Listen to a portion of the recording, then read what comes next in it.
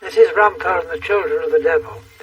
This is perhaps a more unusual story, and it comes from the fact that there was in England a time when probation officers, when child officers, people looking after the welfare of children, suddenly had or conceived the idea that these children were being brought up to be devil worshippers, and the children were removed from their parents and put into children's homes, which is one of the worst things that can happen to any child. Thinks Rumpole, because it happens to one of the Timpson family's children. The child is removed at the dead of night and put into a home, and Rumpole has to appear in again a different sort of court, a juvenile court, which deals with the problems of children.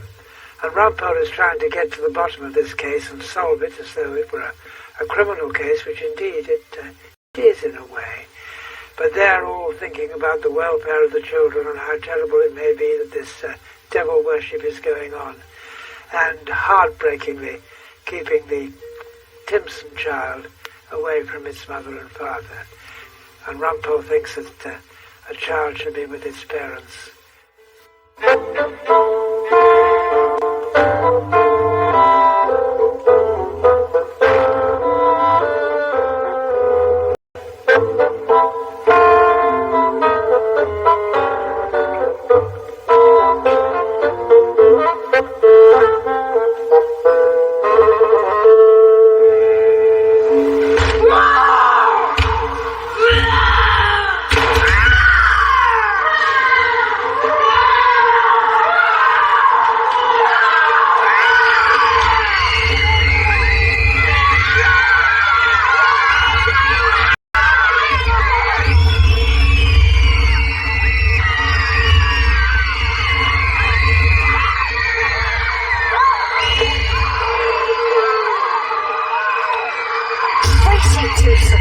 Whatever possessed you?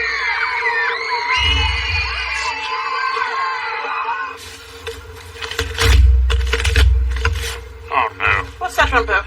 Oh, a mere invitation, Hilda. The Scales of Justice Ball at the Savoy Hotel.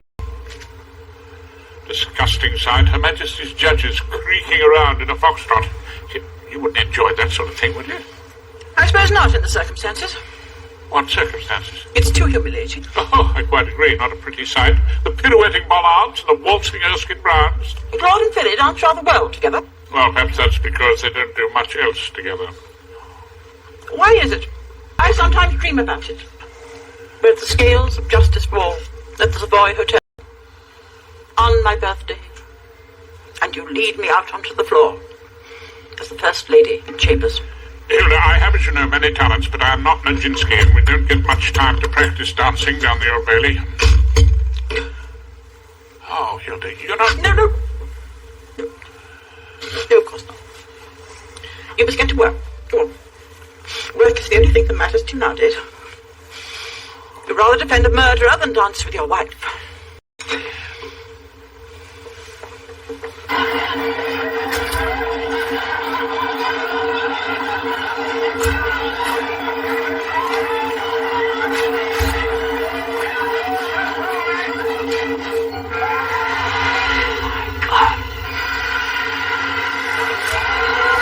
Ghost of Mentis, the devil himself.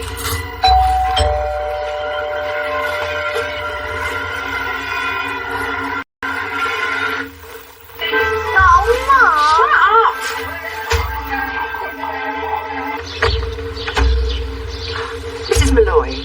Yeah, what is it? You're Dominic's mum, aren't you? What if I am? Well, I'm Mirabelle Jones from the local authorities, social services. Do call me Mirabelle. I think Dominic is a little friend of my client Tracy Timpson's, isn't he? You say we were friends to any of the Timpsons, exactly? Well, should we say a little classmate, then? We're making a few inquiries about Tracy. She's in trouble, is she? Let's say she's having a few problems. Problems? I should think she is, her being a Timpson. What kind of problems, exactly? You remember the children wearing those horrid masks at school, don't you, Dominic? They scared me. I'm sure they did. Did you see who was leading those children? In the end I did. Who was it, Dominic? Twice. Tracy Timpson? Yeah. Your mum said you went round to Tracy Timpson's a few times. After school, was that? Yeah, after school. Then you said you went somewhere else. Where else exactly? Where they put people. A churchyard? Was it a churchyard? St. Alfred's. It was a churchyard. Was it dark? After school. It was late. A month ago. So it was dark. Did a grown-up come with you? A man, perhaps? Did a man come with you? He said we was to play a game. What sort of game? He put something on his face. A mask? Black and horns on it. Devil's mask. Is that right, Dominic? He wanted you to play at Devil's, this man did? He said he was the devil. He was. Perhaps you were the Devil's children. Was that the game you had to play? Dance around. Dance around? Now, I want you to tell me, Dominic. When did you meet this man? At Tracy Timpson's house. Is that where you met him? Do you know who he was, Dominic? Who was he, Dominic? You've been such a help to me so far. Can you tell me who he was? Tracy's dad. Are we 51-1 over your city?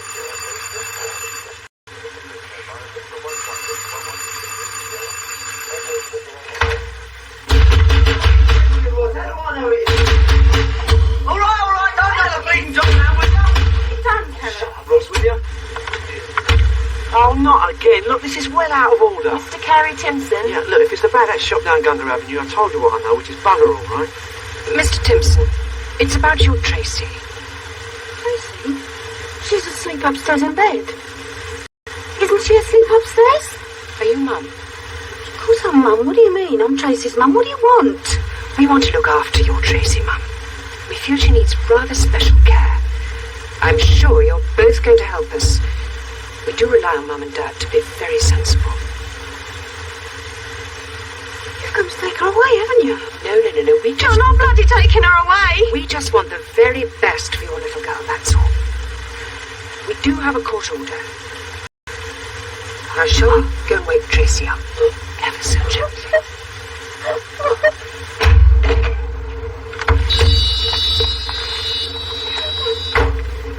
Now, I don't think we'll be needing toys where we're going, Tracy. I'm sure Mum will look after her, won't she? Mummy, I want my mummy.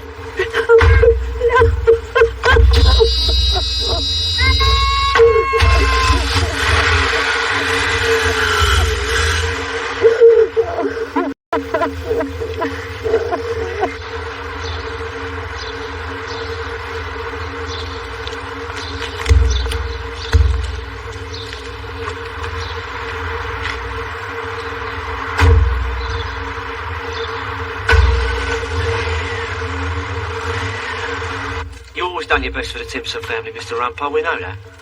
Well, of course. Timpsons have been a source of gainful employment for many years. You are the prop and stay in my old age. You're not in trouble yourself, are you, Mr. Carey Timpson? Oh, no, nothing, no. They took me in for questioning about that shop that got done over down Gunter Avenue, but that was well out of order because they got no evidence. It's young Tracy Timpson my clients are concerned about, Mr. Rumpole. Bloody marvellous, isn't it, eh? 8 years older when we was on holiday in Marbella.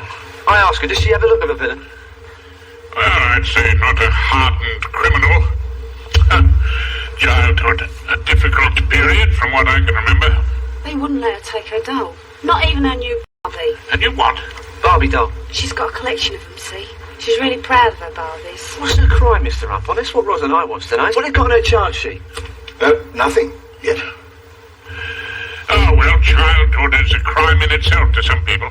We can't seem to get any sense out of that Miss Jones. Jones? Officer in charge of case, Tracy's social worker. Ah, one of the caring community. Well, what does Jones say that Tracy's done? All she'll say is that she's making further inquiries. I never discovered what I'd done either when they banged me up at the age of 8. Really, Mr. Rumpole? Yeah, nobody ever explained the nature of my offence, so there I was, condemned to cold baths and cross-country running. And the headmaster, no doubt directly descended from Captain Bligh of the Bounty. And all for the serious crime of being 8 years old. Tracy's 8 years old, Mr. Rumpole. Yeah, perhaps that's what they go against her. Only just 8. All right, Tracy. We're going to play with dolls. You like dolls, don't you? I haven't haven't got no dolls here. Well, these aren't Barbies, but they're very interesting. You and I are going to play with them. That'll be fun, won't it? So, look at this one. This is Mum. That's not my mum. Oh, I know it's not your mum, Tracy. I know that, love. It's just mums in general. Everyone's mum. See? Look at her little apron. Do you think she's going to do the washing up? No. Why not, Tracy? Mum's got a dishwasher. She doesn't need no apron. Oh, well, your mum's very lucky, isn't she? And here's Dad. He's got a moustache, hasn't he? And here's Grandma. Now, do you call her Grandma, Tracy? Or do you call her Nan? I call her Grandma. Well, she's got grey hair, hasn't she? Look at her spectacles. Not my grandma hasn't. But here's Grandpa. There. Can you see him? Now, I want you to take any two of these dolls. Any two of them. Any two of these dolls. Mum? Yes, she's lying down. I expect she's tired. Grandpa? What's Grandpa doing? He's kissing my mum. Is he? Oh, yes, I suppose he is. Did you show her the picture now, Mirabelle?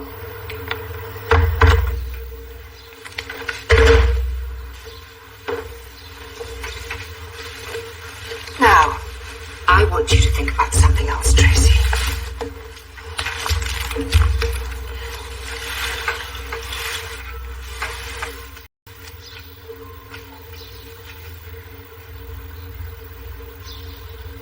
Is there anything worrying you, Tracy?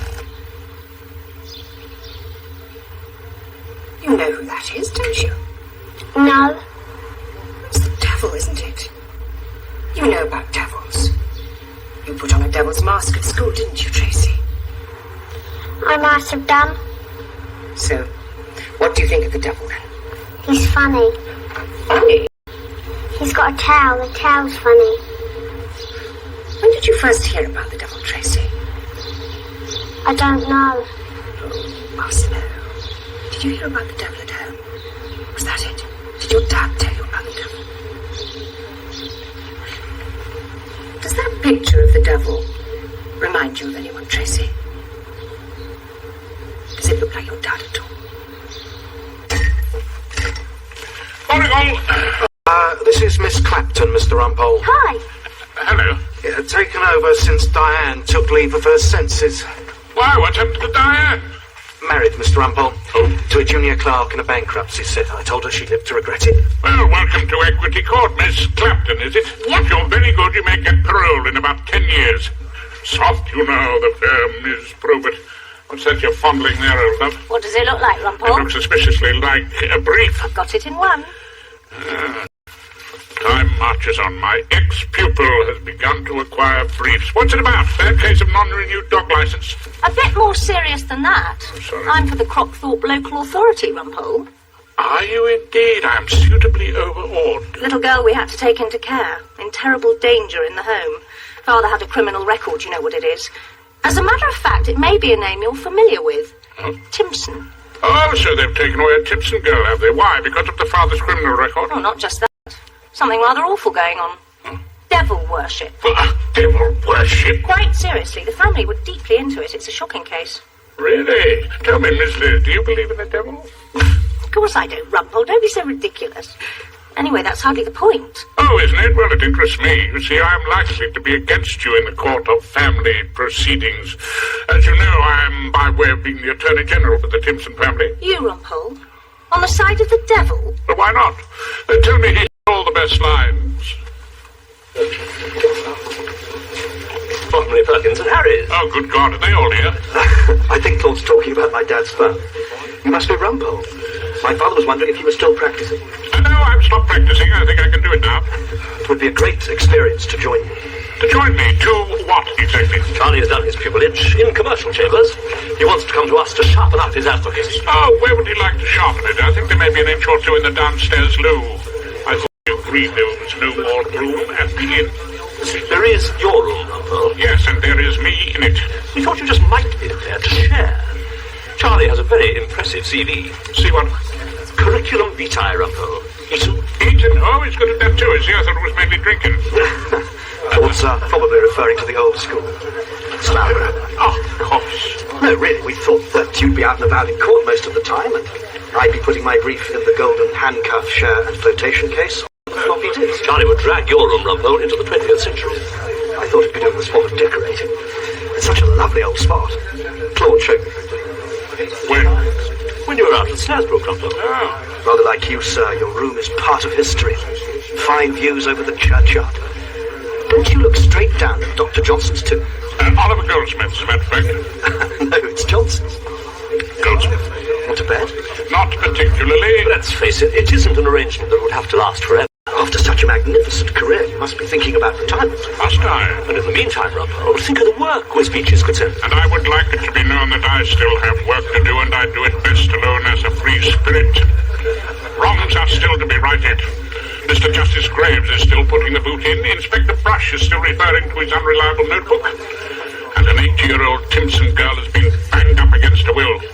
Not in Eton College like you, Master Charlie, but into the tender mercy of the local authority. The child is suspected of devil worship. Can you believe it? An offence I thought went out with the Inquisition and the burning of witches. Is that your case, Rumpole? Oh, yes, indeed, and I have a worthy opponent. None other than Ms. Liz Probert with the full might of the local authority behind her. So, while there are still such challenges to be contested, let me tell you, Claude, and you too, Charlie, what's it? Rumpole shall never sheathe the sword. Never. Oh, I'm sorry. What has been going wrong?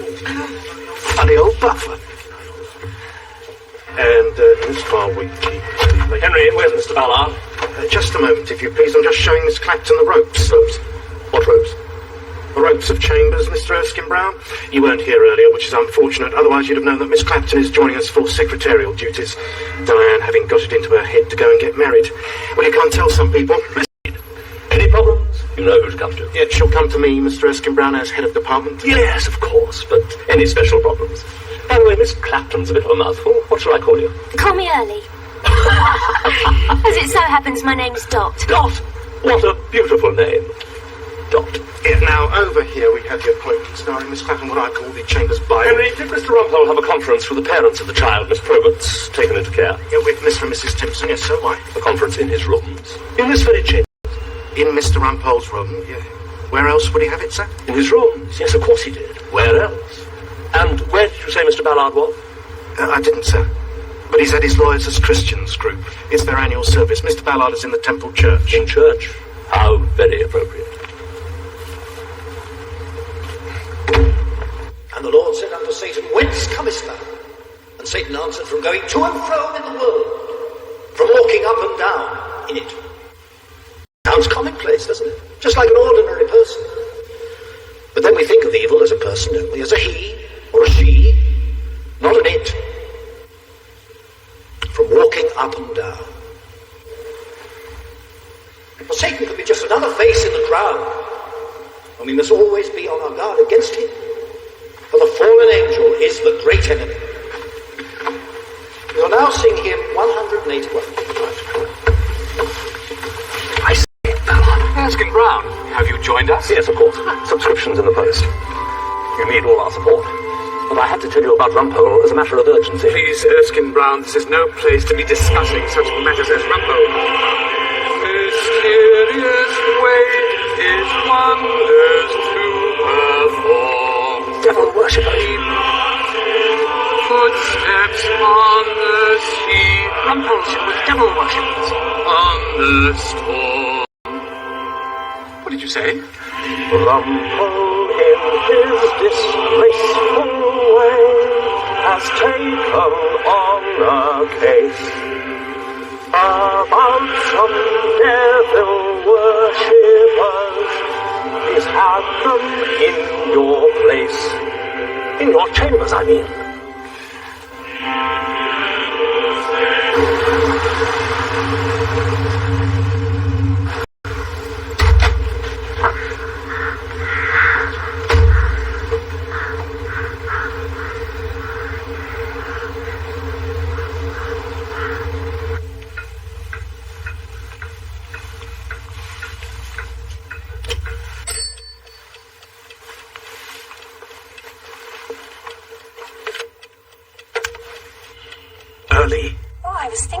about you. Yes, look, could you manage lunch? I think I can get away. The usual place? Yes, of course. Ah, splendid. Bye.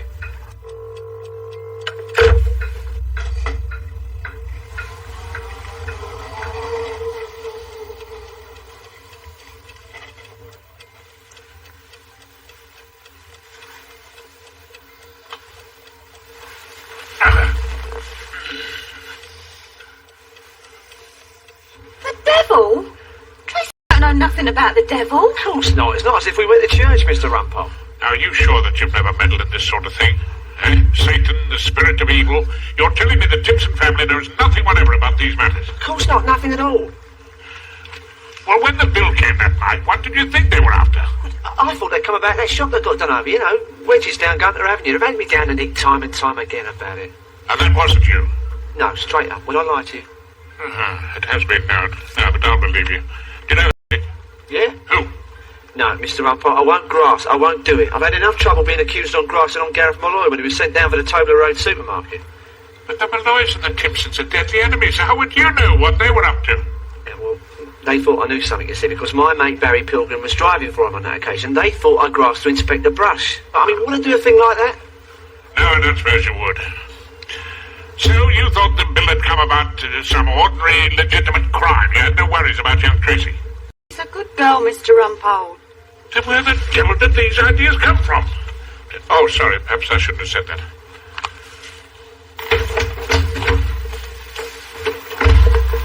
There they are, Ballard. The little worshippers. That's them. They've just come out of Rumpole's room.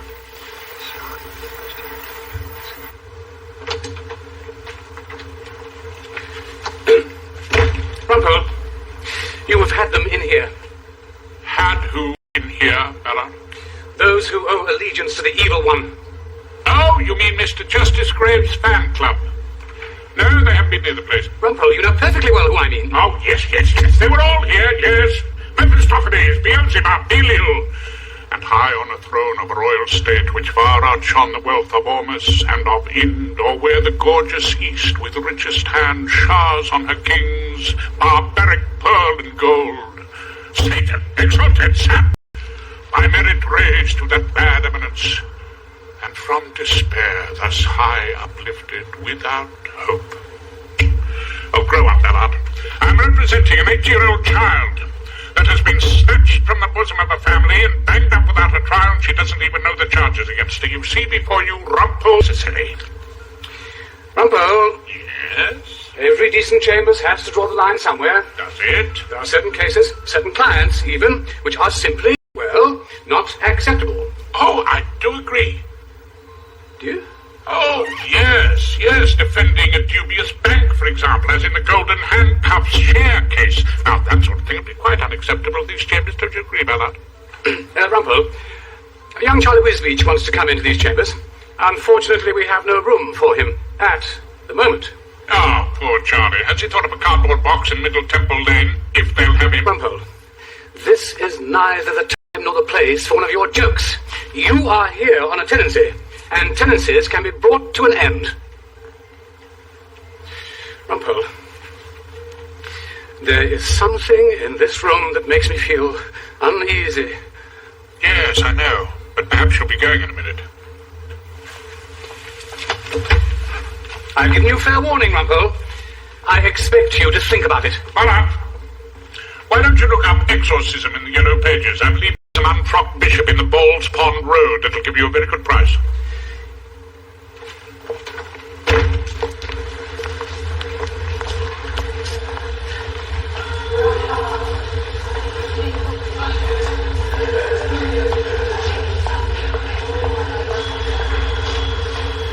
Return to night bridge, please.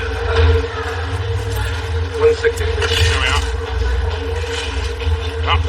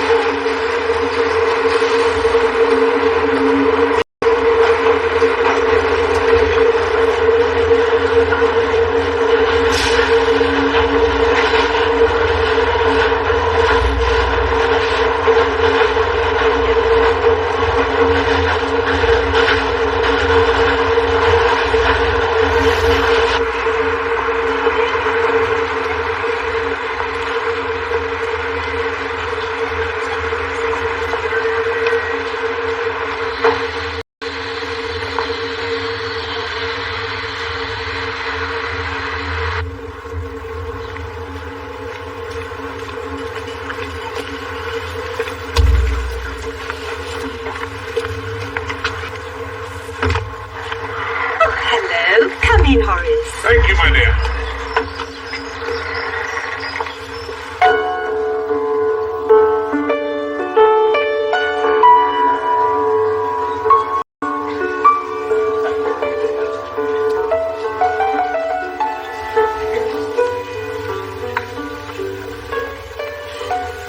You just caught sight of him, did you, Hilda? Knightsbridge Station. Lord Rumple's got no business coming out of Knightsbridge Station at lunchtime. As he was up to no good, which of course he was. Up to absolutely no good at all, the devil. Now, what are you going to do? I'm going to think about it. Heavens, Marigold. If I hadn't been on my way to have lunch with you here at Harrods, I'd never have spotted Rumpole. Are you going to face him with it? Where's Pussat? Not just yet, perhaps, not quite yet. I shall choose my moment, carefully. When will it be, Hilda? It will be exactly when it suits me. Which will be when? When he least expects it.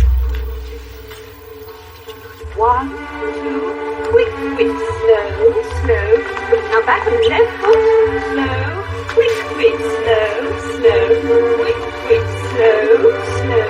Chassis. Now back, left, right, quick, slow. Is that right, Dominic? He wanted you to play at Devils, this man did? He said he was the devil. He was devil. And what were you supposed to be, Dominic? Perhaps you were the devil's children? I object.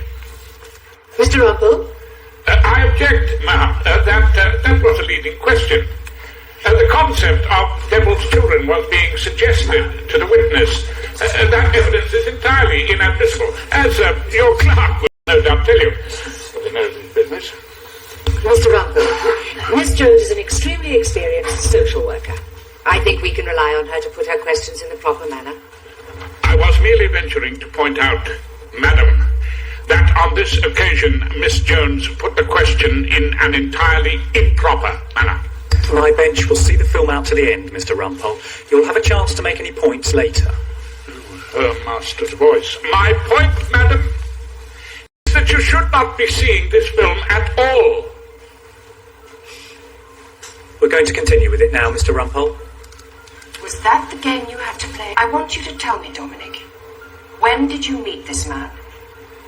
At Tracy Timpson's house. Is that where you met him? It's a leading question. Do you know who he was, Dominic? Who was he, Dominic? You've been such a help to me so far. Can you tell me who he was? Tracy's dad.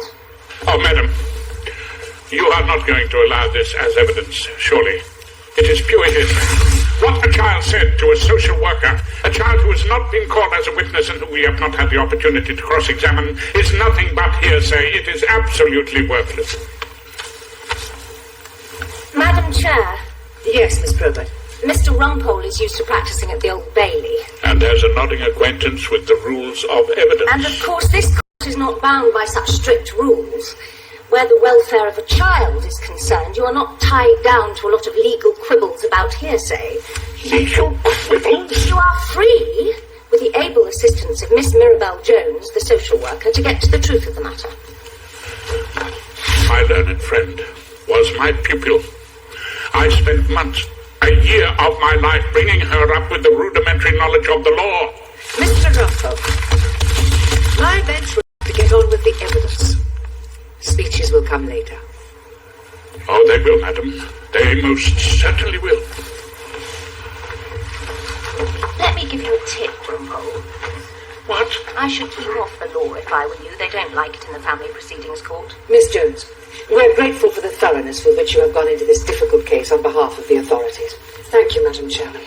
And we have seen the interview you carried out with Tracy on the video film. Now, was there anything about that interview which you thought especially significant? It was when I showed her the picture of the devil. She wasn't frightened at all. In fact, she smiled. I thought perhaps it was because... Is there any point in me telling you you that what this witness thought is not evidence. Please carry on if you'd be so kind, Miss Jones. I thought it was because it reminded her of someone she knew pretty well. Someone like her dad. Someone like her dad? Yes. Have you any questions, Mr. Rumpole? Oh, yes, madam. Miss Mirabelle Jones, you are, I take it, against cruelty to children. Of course, that goes without saying. Oh, does it?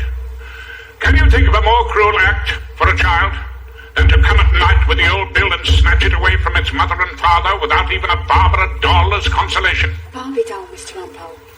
What? I think your client said Barbie doll, Mr. Rumpole. Well, yes, that or a single toy. We don't want the children to be... Tracy, to concentrate on your dotty idea of devil worship. It wasn't a dotty idea, Mr. Rumpole. I had to act quickly. Tracy had to be removed from the presence of evil.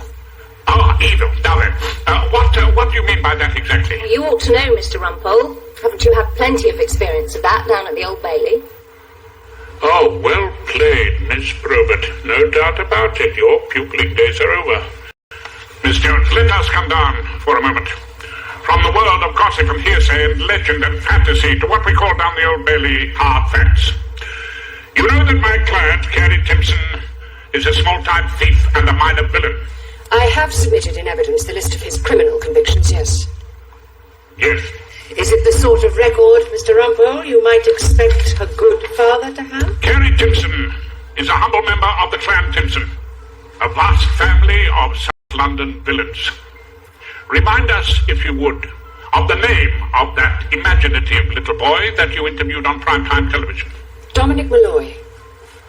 Malloy, yes. And as we have heard so often, you are a widely experienced social worker. I think so. With a vast knowledge of social life in this part of South London. I get to know a good deal, of course I do. Yes, of course. So it will come as no surprise to you when I suggest that the Malloys are a family of villains of a rather more dangerous nature than the Timpsons. I didn't know that, Mr. Rumpole, but if you say so... Oh, I do say so. Did you meet Dominic's mother, Mrs. Peggy Malloy? Yes, I had a good old chat with Mum over a cuppa. And over a cuppa, did Mum Malloy tell you that Gareth, Dominic's father, is in Wandsworth prison as a result of the Tobler Road supermarket robbed with violence? Mr. Rumpole, my bench is wondering if this is entirely relevant. If your bench listens very carefully, it may well find out, sir. Did you know that? I didn't know that Dominic's dad was in prison, no. And did you know that Dominic's father suspects Tracy's dad here, as you would call him, of being the police informer who put him there? No, I didn't, Mr. Rumpole. Miss Jones, are you telling this bench that as an experienced social worker you did not trouble to find out the deep hatred that exists between the Timpsons and the Malloys? A hatred which goes back over generations of villainy to the dark days when Crockthorpe was a village and the local villains swung outside Newgate Prison. I have nothing about that in my file. Nothing in your file. And has your file considered that young Dominic bullet down the Bailey? Seems rather far-fetched to me. Far-fetched, Miss Jones? You who believe in devil worship? It's all very well to accuse the deeply caring Miss Jones of guessing, Bonnie Bernard. We've got to tell those old darlings on the bench where the hell those masks came from. There. Our client, Mr. Carey Timpson. Oh, you mean Dad? Oh, yes. Well, he denies all knowledge. Well, he would, wouldn't he? The honour of the Timpsons. Just a minute. What's the name of this street? It isn't by any chance...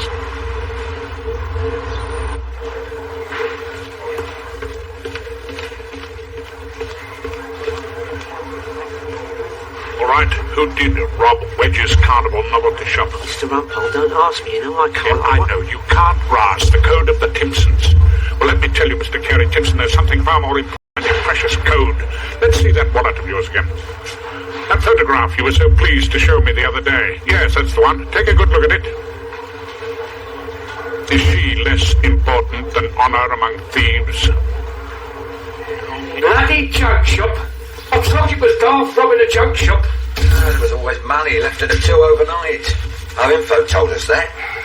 Security was hopeless. We straight through the back door. What do you want to leave the stuff round my place for, anyway?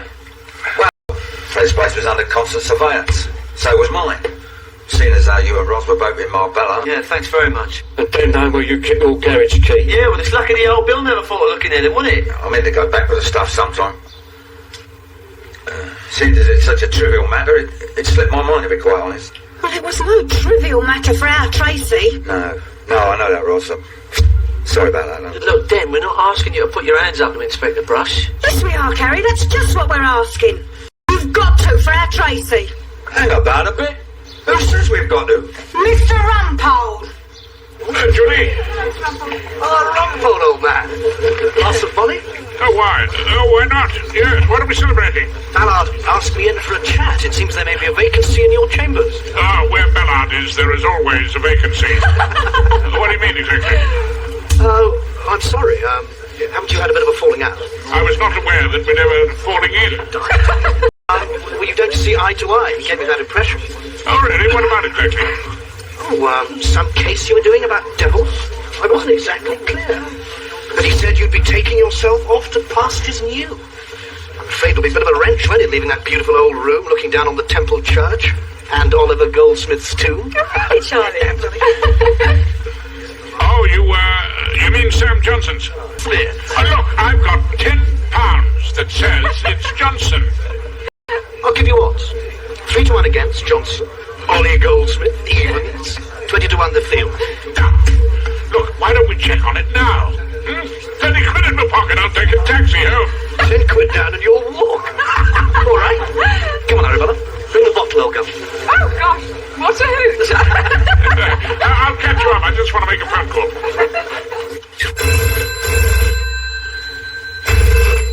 Hello. Oh, Ballard, I'm glad I caught you. Well, I saw the chamber's lights on. You said you'd be working late. Listen, Ballard, why don't you go into my room, take a look out my window across to the Temple churchyard?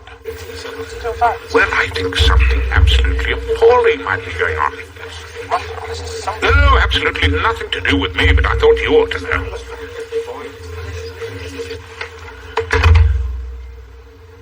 Can't see this picture of the sweet. Beg your pardon. Where is it? Yeah,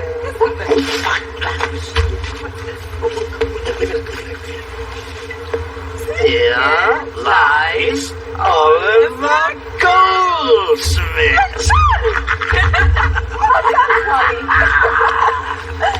Oh, dear.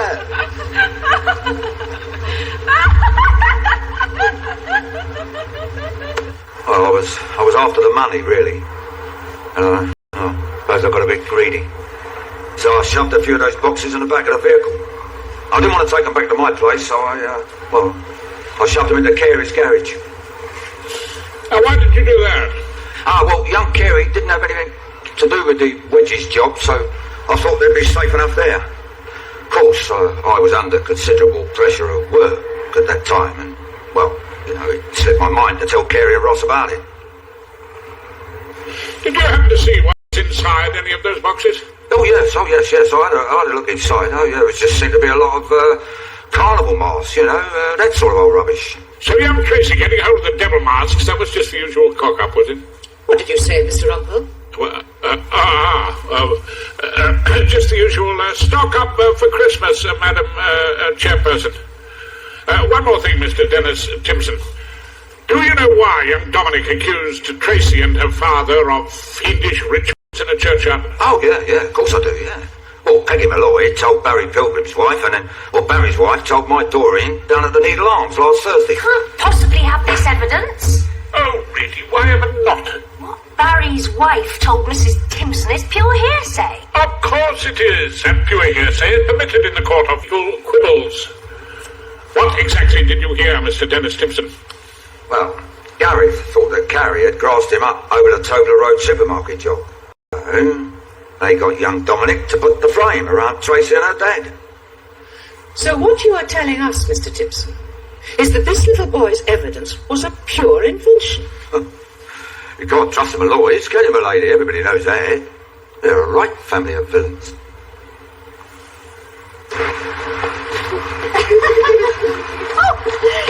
Got this dress on just for you. Quick. There's a big surprise waiting for you at home. Come in.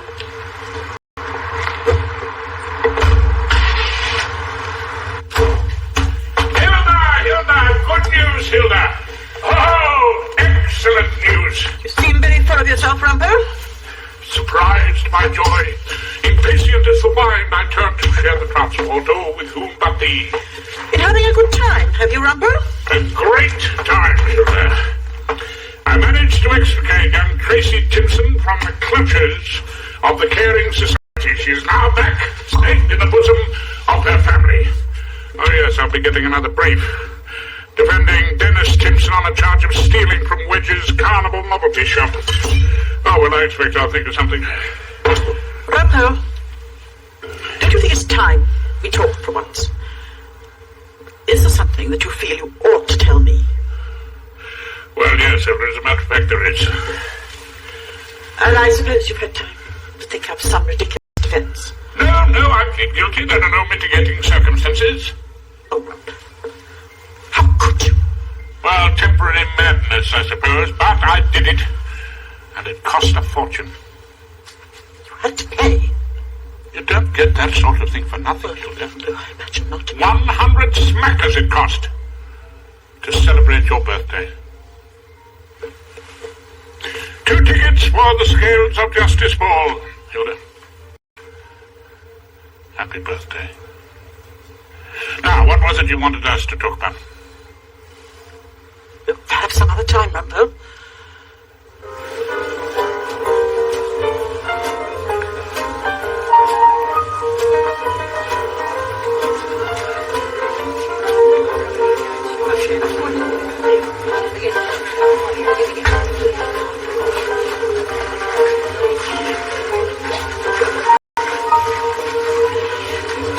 Gutters in Newcastle. Yes, he's so sorry to miss all the fun. Billy's away in Swansea. Prosecuting the legislature. Never mind, Claude. I'll dance with you. Yes, Erskine Brown, you have my full permission. Actually, I thought Charlie Wisbeach and his girlfriend were joining us. No, Erskine Brown. Wisbeach will not be joining us. Not at this table, and certainly not in Chambers. Really? I thought it was more or less fit. No, Claude, more or less unstuck, I'm afraid. Have you faced him with it yet? Well, I'm waiting for the right moment. Seems a long time coming. I was going to tell him, and then he told me you were coming here. He behaved well. I do occasionally. Don't let it put you off. May I ask you why Charlie Wisbeach isn't joining us after all? Not on this otherwise happy occasion, Erskine Brown. I can only say practices. Well, of course he practices. In the commercial court. Do you know anything about this, Rumpole? Do you know anything? No, absolutely nothing at all. I have told Wisbeach we simply have no accommodation for him. I do not regard him as a suitable candidate to share Rumpole's room. Well, I think it better that we never refer to the matter again. Now, as head of Chambers, I think I should lead my wife out onto the dance floor. Hello, Ballard. With all due respect, as the oldest serving chamber member's wife, she who is Mrs. Rumpole should be led out first. Oh, would you like to... would you care to dance, Hilda? Rumpole, are you sure you can manage it? Perfectly confident, thank you.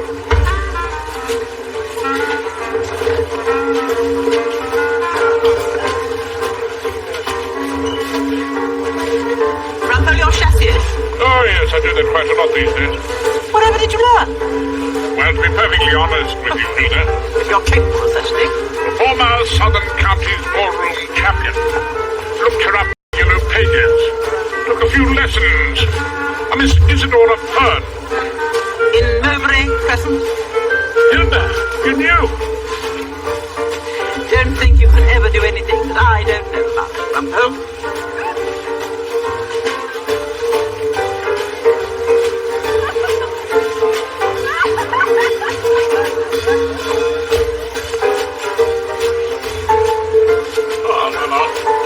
Really frightened on your feet, Rumpole. Marguerite Ballard is looking absolutely Greek splendid. You are an old devil, Rumpole.